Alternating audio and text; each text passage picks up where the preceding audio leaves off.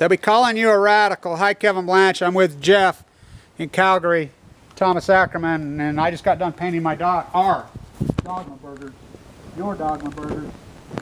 You know, we got them all here, and we dripped, and Thomas and Jeff have a really great video while I was doing it, whatever. They're cooking in the sun now, but I really like the way they turned out. You know, we worked on these together for a long time. We've been on these for how long now, Ackerman? A couple months. A couple of months, yeah. Yeah, and we're in Calgary. We met up here in what I term the Salt of the Earth Summit, and I call it the Salt of the Earth Summit because of the salt ban treaties. It's in spirit of Gorbachev was a beautiful person.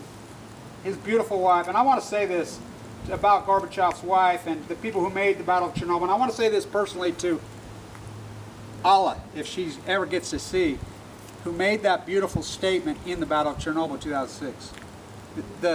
It's the greatest line ever spoken, I think, ever. She says this: the greatest thing to come out of that meltdown reactor at Chernobyl here was not plutonium, was not cesium, it was lights. That was before Fukushima happened. I mean, it's so brilliant. Boy, did it come to fruition. You know, that's what great artists do, filmmakers, documentary makers, you know, Andy, Jackson. For they see before others do not see for uncognitive reason. They had strong backs and work ethic, and they knew how to work. Thus, post-ignorance. That's what this is, because it's never been about the eye. People say that artists did not collaborate together, and that's bullshit. You know, without the WPA, there is no Jackson Pollock. There is no Motherwell. He'd be still at art movement. There's no movement. There's no the greatest art movement. The greatest art movement in modern history. Yeah, the only one. Yeah. Well, popism, Andy, also, in which we blended them together, without the WPA. So here they are sitting on the bench in Washington Square, and I found this in a PhD. Now I got a really ironic story I got to tell you, Ackerman. This story is crazy. 2010, I'm in Washington Square. I know everything that's ever happened happens in Washington Square. Holding my post-ignorance sign, trying to lead up the 100th anniversary of the shirtwaist fire. That's where I met the early people who turned into occupiers. Right there. Blizzards, I'm there every day. Starting to communicate, talk to people. I got cancer. You know, Fukushima happened right before the anniversary. You know, I went all in Fukushima route. I got leukemia, was given 2 months to live. 3 years later, I ended up at the shirtwaist fire. I found a PhD in between time, and I was at the MoMA in 2010, so people I know at the MoMA says, Kevin, did you know it's been exposed that Jackson, Motherwell, and de Kooning, their original studio, was on 8th over by NYU? And I'm like, really? They had a studio? Go find it. And so I took my camera, that camera, went over there and videoed it.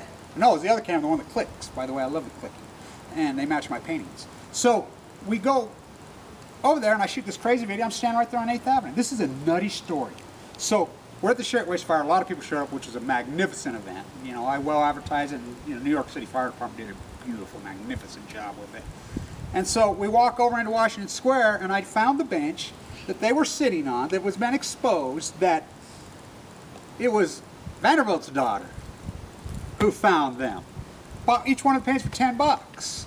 They were working together. They were living together. They were sharing food together. They were loving each other together as friends, as fellow artists. They did not hate each other. That's total bullshit. I really get offensive when people think that same as Gauguin, Van Gogh, the whole thing. You know, yeah, they were their own independent. There were the arrogant pricks that always existed in our history. But they were not that. They were we. They were the sign of the time. So Tom Blewett, who's one of the great activists in New York City I got to know clear back in 2010, who was one of the early occupiers, that guy standing right there is Eric Oppenheim. I didn't know it was Eric Oppenheim. That's Dennis Oppenheim's son. He showed up, never said a word. He's standing there back of the video. Those guys walk right over the top of my paint and says, God, they look like towers. I'm like, well, I don't know. So Tom says, let's go eat. He knows my thesis. He knows that city like no other, every nook and cranny. So I said, we're going to need to go up the physical graffiti building and do that walk, which that could be the best piece of art I've ever done. You know, and there's the Baby Wolf, there's Tom Blewett, there's Eric Oppenheim, and you know, they just followed along, and we went up there, and Luann had just passed, who I grew up on the same road with Luann, that great designer artist, Mick Jagger's girlfriend, which is bullshit. She grew up in the boonies out by the ancient lake floor by me. So we go do that. I love that. And you know, see, I asked him, I says, now you walk across like this, look at this, and then turn around, walk back, and look at the camera. Well, you could see who the artist was of the bunch. Eric Oppenheim, boy, he did it beautifully. You could see he got it. So that video, Tom says, let's go eat. He says, I knew this. There's a new Mexican restaurant. Well, I live in Utah. The Mexican restaurants are magnificent there. Always have been. So we go into theirs. He says, this is stuff you can eat. They got vegan stuff. We walk in, and I'm like, oh my God, that's where I shot that video 3 years ago. That's the studio. That's it. So I don't say a word. We sit down there, everybody get food, and I'm just sit there and had a conversation with Dennis Oppenheimer's son and all these people, and we're sitting in their place. This brilliant, incredible conversation that we have. And I still don't know that Eric is his son yet. Mm-hmm. I didn't know that till his night. Okay. And then Eric asked, when I found out it was his son, we had a German beer in Brooklyn, right across from having a Walt Whitman at the Green Grape, at the German pub there. And I asked him when I found out he was Dennis's son. Cancer, and I didn't realize they were Eastern Idaho, Eastern Washingtonians. Dennis died of cancer? No, I believe Eric's aunt had just passed post-Fukushima. We know boys who got hammered so hard. And that's how he found me. So I asked him, I says, I respect your opinion immensely. And I says, so tell me this, what's your opinion of how I did it? It's important to me. And he said just like this to me, he says, Kevin, artistically, as a humanitarian, as a human rights activist, as a person, as a father, as a grandfather, as just a human being, he says, they're perfect. Their poetry, their theater, their improv, they're the blues, they've got it all. And he says, I says, what, you got any advice, critique? And he says, oh no, and he says, just like that. And he says, your thesis on backing out of the art community in New York City, I did it. He was an artist too. He was handling on a gold, and he says, couldn't handle it. You know, he's a carpenter. Mm-hmm. And the spirit of his father is what you're feeling too. The spirit of his father is most likely in him. Oh, he looks just like him. You can see it. Emotionally, you know. Well, how could he not be? Like physically, and Dennis Oppenheim did some amazing work. Oh, the Upside Down Church is my favorite. He did a bunch of puppet sort of figurines and figure stuff. They blew my mind. I mean, how about the sketches on the girl's back? Yeah. On the backs with their facing like that. How he ahead of his time. And he did a cross-section of work. He covered a lot of area. He wasn't just stuck in one thing. You could see he had that big, broad mind. And that's what I've tried to do with my art, you know. Which is why we're cooperating too, because we're stretching this out, right? It's not just me or you. It's like bringing it together. It's Pollock and Motherwell. And by the way, Motherwell, you know, he'd still be at Stanford with, you know who his father was, Motherwell's father. Did you know who his dad was? He was the president of Wells Fargo. Yeah. You don't think he got it? His father was the president. And but Motherwell was a genius, and he broke ranks. So did Mrs. Whitney. So did Peggy Guggenheim. You know, for their own personal agenda, Peggy, you know, she was nymphed out on young artists. But she was a fruitcake. She was a fruitcake. Yeah, but it worked for them all. She had an eye. She had an eye. See, other people don't know this. How much stipe was she giving even Andy a month? She was... oh, yeah. Really? She was giving those guys monthly stipes, all of them. All of them. Without that, they don't create art. So you have to have the financial backing. I mean, it's a synergy of activism to change the world. And Andy was calling out, trying to slap your face with popism has gone amok. And then, of course, he sadly dies from the surgery, which I was due to have last month, the same surgery. They fill your body full of fluid, and they ruptured his universe. I didn't understand how that worked. I knew they drowned him, the cells. Well, that's how they do the surgery. They fill you full of fluid. To fill, and then they overdid it. It's a fine line, but yeah. I really love these, Thomas. This is our cooperation, and I feel that when we come together on something, it expands both our messages, both what we're trying to accomplish is actually expanded. You know, it's exponential maybe as well. It's like, you know, when you talk about Einstein and exponential, or... Let me grab this camera real quick. I want to get some close-ups of these. What is the... Thanks, what is, young man. Thanks, young man. No, what was the word that he used? Compounding. Einstein, the power of compounding. We're compounding. Yeah. That's what I think is happening. When we're doing this, there is your Einstein compounding thing is going on.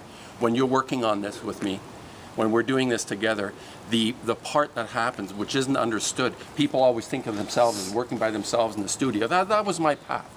That was my path. I was in the studio. I shared, you know, I had trouble sharing actually with people. I couldn't last very long.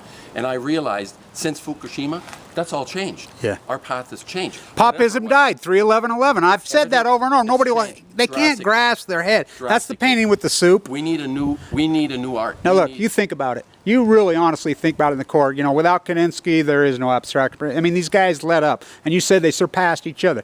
But if Motherwell isn't there with Jackson, with de Kooning, these whole pieces, well, you know, Gorky. You know, that big old, I mean, his Armenian, by said, I mean, talk about the genocide. Was huge too. Gorky was huge. And you know what he went through? He was in the Armenian genocide. He walked across there. Yeah. And so those people, without each other. He killed himself. Oh, he was like, you know. Really amazing. Without those other guys, that movement does not happen. Yeah, so that movement really is ruling we. And we go clear back to Pollock. And this is before Andy. And Andy piggybacked off Deschamps, off somebody they bet. Andy was so brilliant and genius, mocking it all. He never did one drug. He said he'd go home and eat ice cream at night after he won. And he was smart enough to find Edie, which I think she died at 27, too. 27. We're talking about the 27, right? Morrison, Cobain. In the Pines. Where'd you sleep last night? I slept in the Pines. That's with some lead in our bellies. But that's about complexity, and what you said about compounding.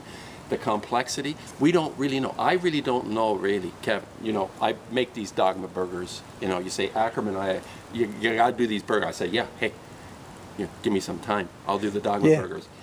And I don't really know why, how, what. You do it, right? It's an impulse. Yeah. You do it, right? It's like you're moving your material over the surface, whatever you're doing. It's an impulse. And I think it's compounding. Whatever is happening in a cooperation is a compounding.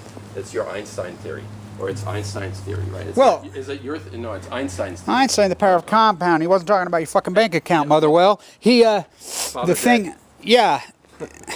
The thing is, again, back to Andy. It's not the painting the soup can, it's the idea, but then you have to paint the fucking soup can. You have to get down and do it. See, and that's the thing. That's what comes out of hard work. That's what comes out of activism. That's what comes out. We do what we do with our cameras. I don't care if you got 3 views. I don't care. This is a powerful genre.